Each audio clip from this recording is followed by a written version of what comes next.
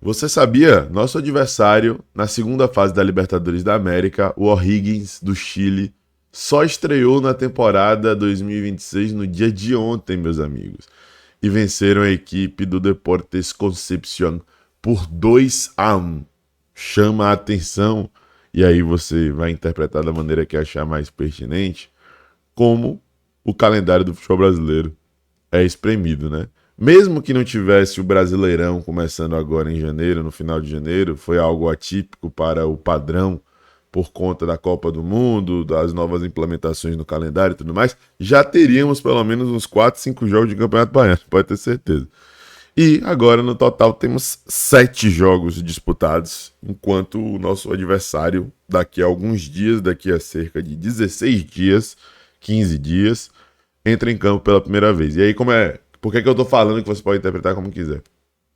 O time pode entrar com menos ritmo de jogo do que o Bahia, que já tá ali no meio do processo, inclusive tem mesclado muito plantel, então não tem exigido tanto fisicamente do time titular. Se a gente parar para analisar, o O'Higgins utilizou o time titular ontem e venceu. O Bahia só utilizou o time titular 2 vezes na temporada, vai usar pela terceira na quinta-feira, né? Ou você pode aí interpretar que o Bahia está mais desgastado fisicamente. Eu acho que por conta dessa análise a respeito da utilização de time titular não cabe, né?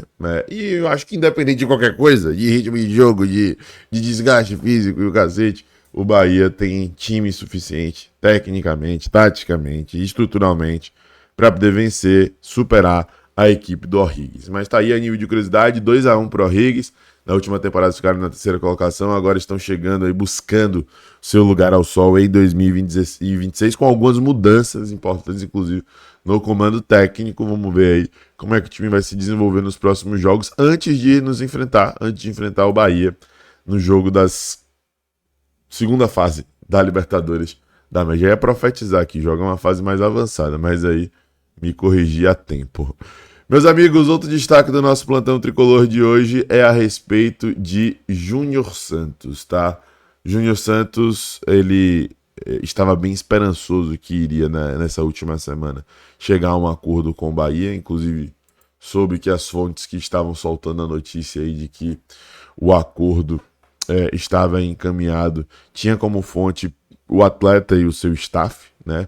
Justamente porque o desejo central do jogador era vir para o Sport Clube Bahia, por estar na sua terra natal e por ter a capacidade de se desenvolver aqui. É muito mais fácil você jogar em uma equipe que está encaixada, com tudo funcionando, fluindo.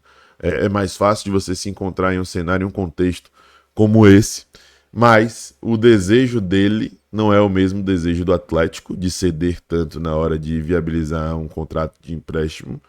E também não é o mesmo desejo do Bahia, de pagar um valor tão alto de salário sem chegar ali a um denominador comum, né? Então o fato é que até agora a negociação está travada. Isso não é novidade para ninguém. A negociação está travada por conta da questão salarial, por conta do que Júnior Santos recebe lá na equipe do Atlético Mineiro. Só que ontem ele postou essa foto voltando a treinar com o grupo. Ele treinou pouco na semana passada, chegou sim a vir para Bahia, ficar na sua terra, lá em Berimbau. E aí voltou para Minas Gerais e colocou essa foto com a legenda "A fé é a mesma", né? E aí coloca ali o símbolozinho de oração, de força, de tempo, né? A ampola ali, ampulheta, exatamente. A ampulheta com a areiazinha caindo, que é o símbolo de tempo. Então, assim, das duas, uma. Ou a mensagem, a fé é a mesma, de que acredita que o negócio ainda pode se desenvolver e ainda pode vir Bahia, ou é uma mesma fé de que dias melhores virão no próprio Atlético Mineiro, voltando a treinar com o grupo do Atlético Mineiro, né? Enfim, o fato é que a negociação está muito próxima de um desfecho, né? Essa novela chata está muito próxima de um desfecho. E aí eu não estou falando só no aspecto positivo, negativo ou positivo. O Bahia, né, não está cedendo, o Galo também não, e eu acho difícil que os times flexibilizem. E eu espero que o Bahia tenha um plano C, né? Porque o plano B já era Júnior Santos para meio que ser o tampão até a chegada de Alejo Velho. Eu espero que tenha um plano C e que seja um plano criativo. Por exemplo, quando o Bahia trouxe Oscar Estupiñán do Hull City emprestado, eu acho que foi um movimento criativo. Eu não estou falando que o Bahia tem que buscar na segunda divisão do futebol inglês algum reforço. Mas eu acho que temos alternativas de atletas que, assim como o Júnior Santos, não vive um momento extraordinário, que tem um valor elevado e tudo mais, e que toparia um empréstimo de um ano para poder tentar se provar. Foi assim com o nosso querido Estupiñán. O Bahia estava desenhando mais ou menos assim com o Júnior Santos, e é mais ou menos esse jogador que o Bahia procura justamente por ter a garantia de que Alejo Vélez vem no meio da temporada, né? Vamos aguardar o desdobramento. O fato aqui, como eu disse e reitero, essa história está perto de um desfecho e eu não estou dizendo que esse desfecho seria positivo, não. Um desfecho da negociação mesmo, assim, de cada um seguir seu rumo e ir adiante. Outro destaque do nosso plantão tricolor de hoje, gente, é a respeito de Kaique, nosso querido Kaique, que estava aí aparentemente perto de fechar com a equipe do Corinthians. Pode ser que não vá. O Samir Carvalho trouxe a informação, a gente até destacou hoje mais cedo que o barbeiro de Kaique tinha postado uma foto com ele ali e tudo mais, desejando sucesso. E aí o Samir Carvalho, que é do Café do Setorista, traz aí, ó, Kaique. Minha informação segue a mesma, bem diferente dos colegas, com todo respeito, claro, assim como nos casos de Rony e Alisson, que eu trouxe algo ao contrário, me falando que foi oferecido. Mas o fato de ser o agente de Furquim e a obrigação de compra hoje não interessa. Ou seja, chama a atenção dois detalhes.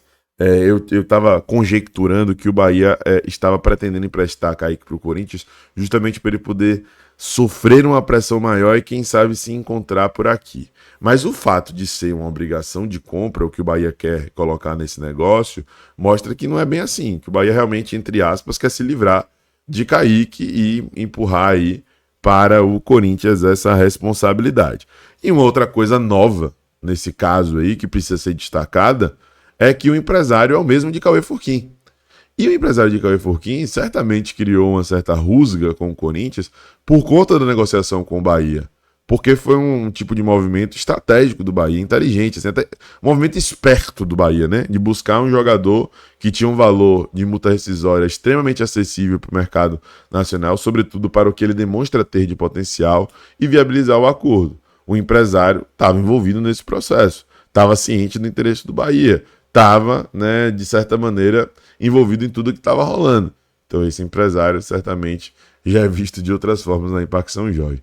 Então são duas informações novas que chamam a atenção. O Bahia não quer opção de compra, pode ser que ceda, mas o Bahia quer a obrigação de compra e provavelmente essa obrigação é através de metas, como foi no caso de Nestor, por exemplo, aqui no Bahia. E o empresário é o mesmo de Cauê Furquim, que chama a atenção aí, justamente pela relação estremecida que ficou entre Bahia e Corinthians, com o suposto corte de relações institucionais entre as equipes, justamente por conta do negócio envolvendo Cauê Furquim.